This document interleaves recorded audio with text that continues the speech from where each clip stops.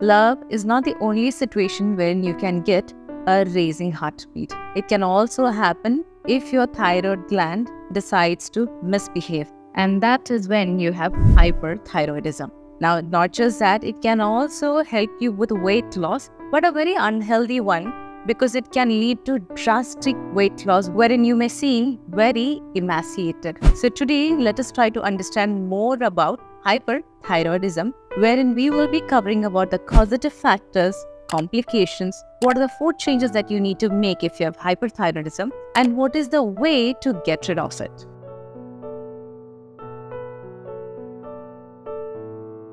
How common is hyperthyroidism? It is not as common as hypothyroidism, but still 1 in every 100, especially in the Western countries, are prone to hyperthyroidism. In fact, it is the third most common endocrine condition after diabetes and hypothyroidism. Is there any particular age group that can be more prone to hyperthyroidism? Well, it can be seen in kids as well, but it is the most common in 20s to 50s, especially in women, because that is when the most hormonal rollercoaster ride happens in their body.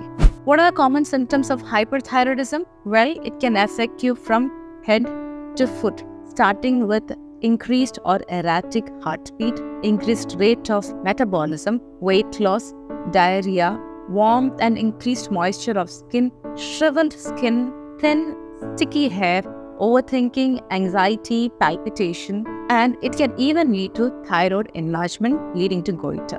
What triggers hyperthyroidism? At the first place, the most common causative factor is the autoimmune condition, which is Graves' disease, where the body's immune mechanism is confused and it is attacking its own gland, leading to hyperthyroidism. Some of the other reasons that can lead to hyperthyroidism are increased intake of iodine, where iodized salt can itself be the culprit. Second one, increased thyroid hormones from nodules.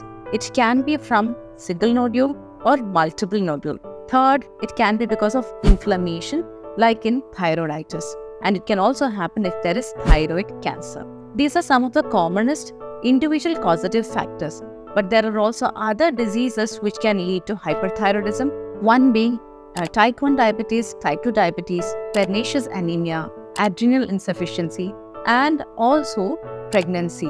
What are the difference between hypothyroidism and hyperthyroidism? Well, in hypothyroidism, there is sluggishness of the gland, wherein the pituitary has to pressurize and push the gland further to function. And therefore, usually in 70% of the cases, there is weight gain, constipation, delayed digestion, and swelling. But when it comes to hypothyroidism, the gland is overactive, and this leads to weight loss, diarrhea, sticky, oily, warm skin, and heat intolerance.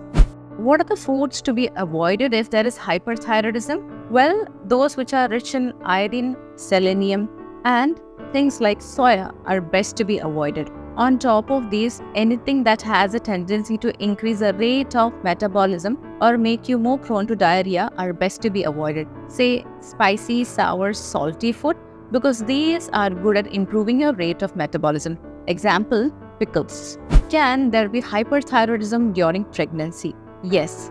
And this happens not very commonly, quite rare enough, but when a condition like hyperemesis gravidarum, where the beta-HCG is gravely increased, it can lead to high amount of nausea or emesis. And this leads to hyperthyroidism, though it is a transient situation. Is hyperthyroidism common in women? Well, yes, 5 to 10 times women are more prone to it. And that is because thyroid, like any other endocrine gland, functions in tandem with other hormones, especially the reproductive hormones, which have a tendency to get affected from 20s to 50s owing to the hormonal rollercoaster ride. And therefore, women are highly prone to it, paired with stress. What can be done about the weight loss in hyperthyroidism? Well, no amount of excess food intake is going to help you, because the causative factor out here is not poor metabolism from the gut, but it is because your thyroid gland is malfunctioning. So then in that case, fixing your thyroid gland is the first thing to be done. Second, consume foods which can help you with weight gain, like rice, wheat, meat, milk, dairy, and other forms of fat-rich food, including eggs. Now, this is going to help you gain weight. What are the available treatment options? The most commonly available one is the modern way of managing it, wherein either anti-thyroid pills are used or radioactive ablation, wherein the overactive tissues of the thyroid gland are removed, or through surgical removal of the nodule. Now, Ayurvedically, there is another way of treating the condition, wherein we try to understand what caused the nodule formation or the overactive tissue formation at the first place. And that is why you may already know that Ayurveda is all about figuring out and treating the root cause. So instead of just treating the tip of the iceberg, which is the overactive tissues, nodule or autoimmune condition, we try to understand what triggered this at the first place. Is it a genetic predisposition? Is it a sudden change in food habit or late nights? Or was it because there was excess consumption of caffeine? Then in that case, we have to identify the changes that has been triggered in your body because of these changes while treating the nodule, the cancerous growth, or even the inflammation. These two together, we will be able to help you get rid of the hyperthyroidism condition in a matter of a year or two completely.